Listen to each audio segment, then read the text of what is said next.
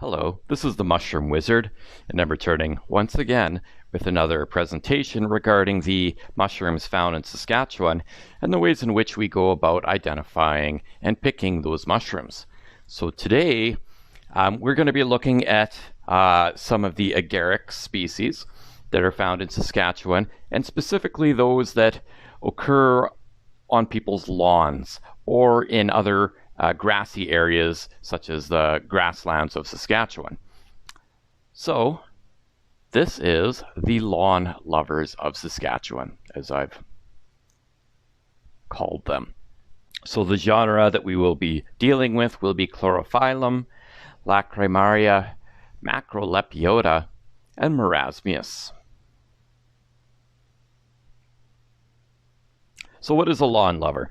Well, really, more than anything else, it's a name I made up to describe mushrooms that love to grow in grassland areas and are also commonly found in urban areas.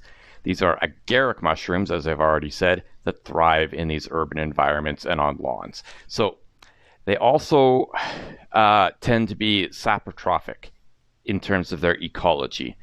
I don't think we're going to be looking at any species today that are mycorrhizal, which would make sense because they're growing in grass, right? So let's get started. The first species is the weeping widow, Lacrimaria lacrimabunda. That's a bit of a mouthful there, a little bit of tongue gymnastics. It's an interesting looking mushroom. So the cap is beige, darkening to dull brown with age, and darker in the center. And it has gray margins, more so with age as well. This is a convex to campanulate mushroom.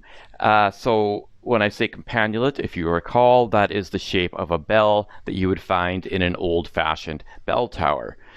So these flatten out with age, but often retain a shallow umbo. So when I say umbo, I mean like a little bump in the center there. And they become umbonate when they are flat and have that still bump remaining. It is fibrillose in the sense that the cap's cuticle is made up of these pressed down fibrous scales. So it would feel very much like a very thin carpet if you were to run your finger across it. The margin is tomentose, and when I say tomentose, that means that it's almost hairy or woolly, or else it's appendiculate. And appendiculate is where it has fragments of a veil left over. And these grow up to about 3 inches in diameter. Here's a size reference for you.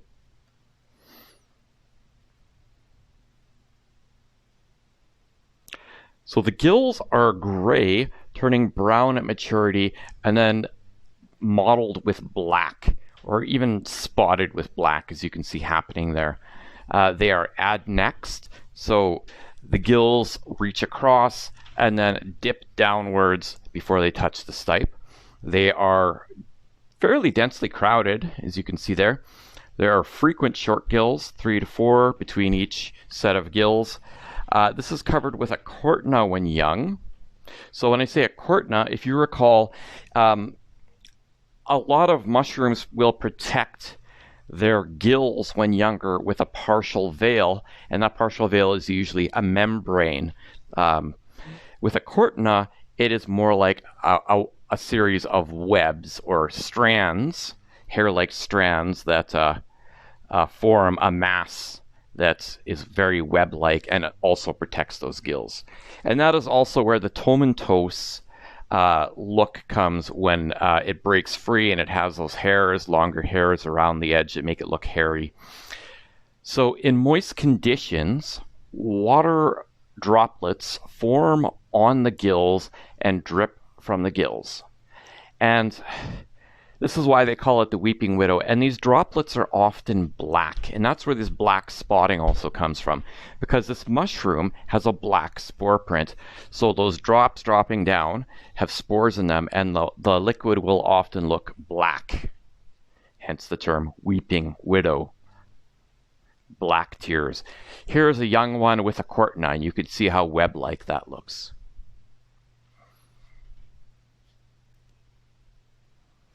These are beige to brown.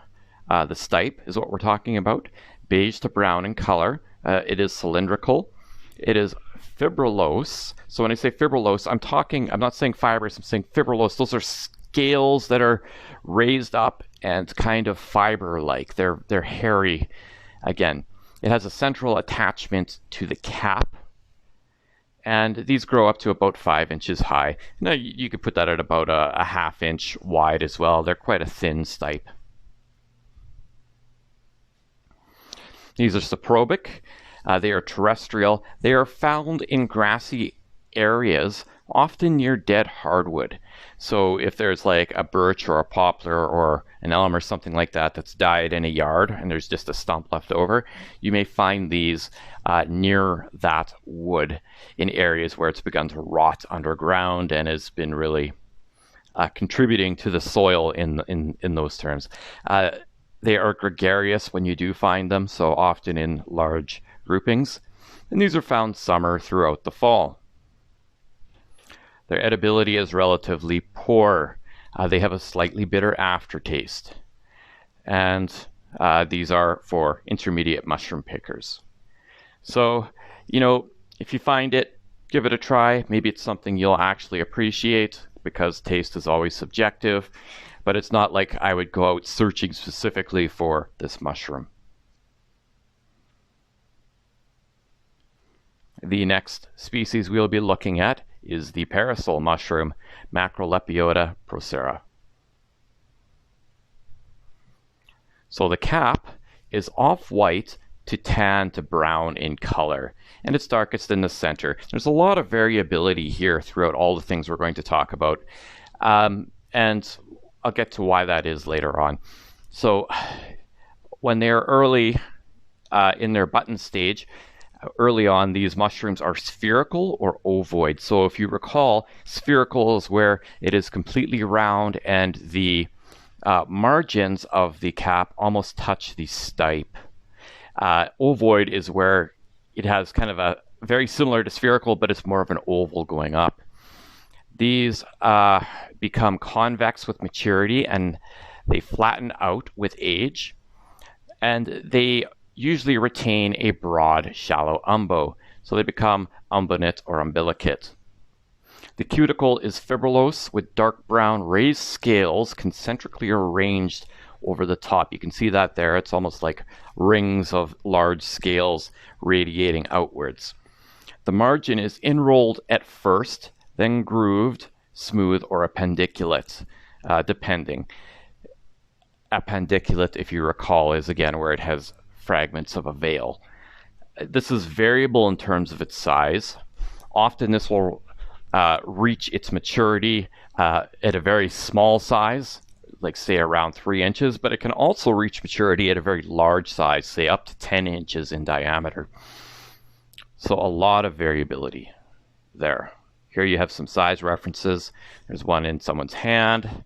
There's one that's significantly larger on the ground. They've both reached maturity because they're flattened out or becoming flat. So the gills are white to cream in color. They are free from the stipe, and you can see that clearly there. They are densely crowded together. Short gills are present, but not frequent. And this is covered with a very thick partial veil when young, and it produces a white spore print. Now this spore print was taken indoors, so it's got a bit of a sepia tint to it, which is why I always advocate that people take their photos in natural lighting outside, so that doesn't happen. But that is supposed to be a white spore print. The stipe is cream in color, and it is covered with raised dark brown scaling that's arranged in a snakeskin pattern. That's what you're seeing there. It is bulbous, so it is pretty much the same width throughout, and then at the end there's a big bulb at the base. It has a central attachment to the stipe. This is sometimes hollow at maturity, not always, but often it is, and it's tough and fibrous. If you were eating this mushroom, you wouldn't want to eat the stipe, just the cap. And it's up to about 12 inches high and 2 inches thick, though at times much smaller. The annulus there, or the ring, is flaring or pendant. And you can see if that was a bit larger, that ring that we're looking at, which is kind of flaring, would be drooping downwards because this is a very thick stipe, or very thick veil that this is emanating from. So it is double-lipped. You can see that clearly here. And it is detached from the stipe. It's not actually attached to it. So this can actually just fall down to where the base is and still be attached around that stipe. In terms of ecology, Macrolepiota procera, first off, we should note this. It is a European species, and its name is used to describe numerous other macroscopically similar and unnamed as of yet species. Hence that great variability in size. We're talking 3 inches ranging up to 10 inches. They are all saprobic, they are all terrestrial, and they're found on lawns, in meadows, and they're often found in areas with disturbed ground or in urban settings where that has occurred. So anywhere where somebody has got a newer house or done some construction in the backyard or something like that. These are solitary to scattered. So you see that in the photo. It looks like quite a bit of them. More often than not, when you find this mushroom, you'll find 1 or maybe 2. And these are found summer through fall. Their edibility is choice. Do not eat the stipe because it's tough and fibrous and gross. And this is for advanced mushroom pickers. Now, if you look at this photo here, you can actually see what I'm talking about when I'm saying spherical or ovoid. The ones we're seeing here, this particular species of parasol mushroom is ovoid. Some of them would be more spherical, so it would be more of a round ball. But these ones are clearly ovoid because they're an oval on a stick, basically. Now, here's why this is for advanced pickers. First off, this is the vomiter on the right-hand side and our parasol mushroom on the left. Now, this accounts for the vast majority of non-lethal poisonings in North America, is the confusion between these two species. People accidentally picking the vomiter thinking they've picked the parasol mushroom, which is highly sought after because it's very large and because it's delicious. But the vomiter is not. The vomiter does exactly what it advertises. You will be puking for 1 to 2 days, quite a bit. So avoid it. And I'll leave you to kind of look that up on your own, to do your own research in that regard. So we will be covering the vomiter in a presentation called Dubious Doppelgangers because it does look so close. Here's another one, but this one would be for the smaller species. When you're talking about like a 3-inch in size species of parasol mushroom, you could confuse that with any number of Lepiota mushrooms, which is pictured on the right-hand side. That is one of the many Lepiota species found in Saskatchewan. Lepiotas, a lot of them contain amatoxins in a similar kind of fashion to the death cap. So they can be fatal. So be warned if you're picking smaller species and thinking that they are Macrolepiota procera. The next species we're going to look at is the Shaggy Parasol, and this is Chlorophyllum rhacodes, or rhacodes, I have no idea. Once again, I don't speak Latin. So the cap is brown to orangish brown when young, developing tan scaling and retaining its initial brown in the center. You can see that umbo there. It's ovoid to spherical when young, once again becoming convex with maturity, but it often retains that umbo and would be better described as umbonate.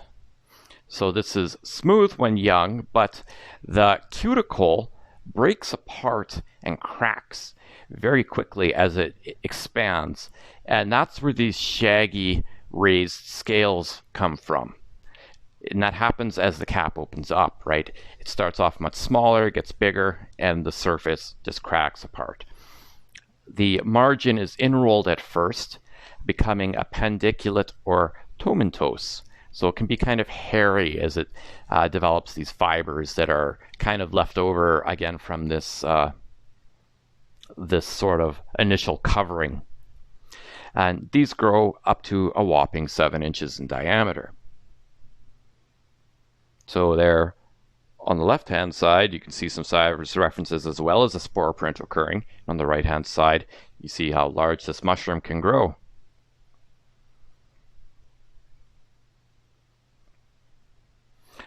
The gills are white, turning cream, then tan with age.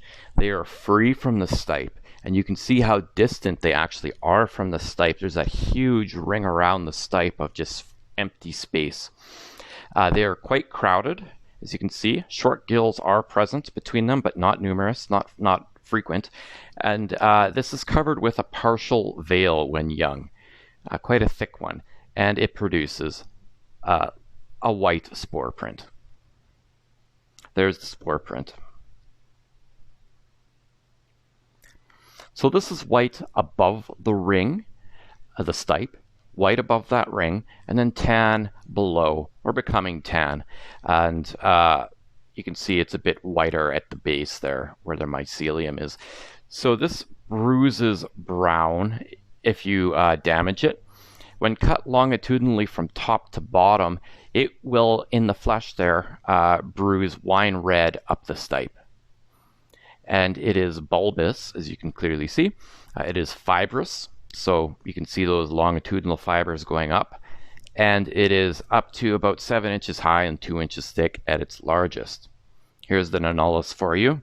It is flaring. It is a detachable ring, so it's not actually attached to the stipe, and it will drop down to the base at times. And this is brown on the underside and white up top, as you can also see. That white, probably from spores, but maybe not, who knows. In terms of its ecology, this is a saprobic mushroom. Once again, it's terrestrial. It's found on lawns and in urban areas with disturbed soil. I find these in flower beds. That's where I find them. When I'm walking down a road and people have lined up flower beds along the side of their house. That's almost always where I've seen these for some reason. They tend to also be found near spruce trees. So you could look for them in woodland areas or areas where grasslands meet kind of a sprucey area of woodland. These are found solitary to gregarious and sometimes even forming rings. And they are found late summer through fall, so start looking for this around mid-August. In terms of its edibility, it is choice. This is one of my favorite mushrooms to pick. Excellent in any dish. Excellent fried in butter. The taste is similar to a button mushroom, but far superior, and there's this kind of unique, almost smoky quality to it. It's excellent. It also has a high allergen potential. So the first time you eat it, maybe only eat one. If you feel an upset stomach or something afterwards, then you know this is not the mushroom for you. They do require a bit longer in terms of their cooking time, so 10 to 15 minutes at least. And I would say that this is for advanced mushroom pickers. Before I continue on, that mushroom has been cut in half, and you can see that wine red. It's not very good coloration because the picture's been taken indoors, but that staining occurring at the base, going up the stipe and up into the cap there.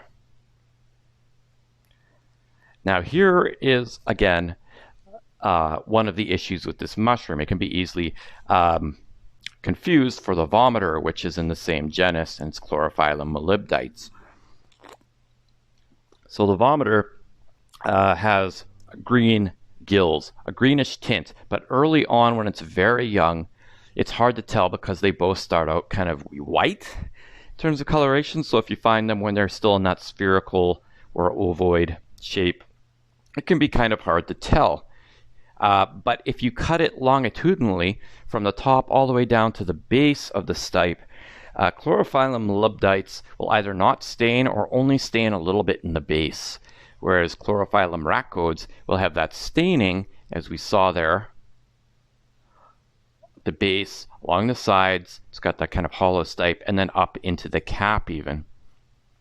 And that is in my opinion, a far better way than looking at spores here to tell that this is the mushroom that you want, because you're never going to find a vomiter that stains in that manner. So here's another potential. Chlorophyllum rhacodes, if you have a smaller one, can be confused with some of the Lepiota species, which are fatally toxic. So maybe better to pick them in a larger size. Okay, so moving on. This is the mushroom that I will always pick the most every year because it is so common in the cities and up at my cabin on lawns, everywhere where there's grass. This is the fairy ring mushroom, Marasmius aureatus. People also call this the Scotch bonnet or the champignon. It's just basically French for mushroom. My French is terrible, sorry. So the cap is tan to brown. It is campanulate, and again, that's just a bell shape, and then flattening out while retaining this very large, broad central umbo, and becoming umbonate. And you can see for an umbo, that's very large, and it has a smooth feel to it. The margin is also smooth. Sometimes it can become wavy. This is hygrophonous. It does become two-toned in dry or wet conditions, and it grows up to about 3 inches across. There you can see a size reference. It's a smaller mushroom. It's very firm despite being thin-fleshed. The gills are tan in color. They are adnexed, so you see them dropping down before they touch that stipe. They are fairly distant, maybe subdistant to distant. I don't know if I'd go and call that actually distant, more subdistant. There are short gills that are present, but they're not really numerous. Often when you see distant gills, you see numerous short gills, like 4 or 5, but here you're not seeing that much. And this produces white spores. There's a spore print for you that someone did on I don't know, looks like a daily organizer pocketbook. The stipe is tan in color and darkening towards the base. It is cylindrical. It has a central attachment to the cap. It is very tough and pliant. So I would call that also stalk-like. So you could take that stipe and you could twist it around your finger. And you probably would want to remove the stipe as well when you were cooking. And these grow up to about 3 inches high.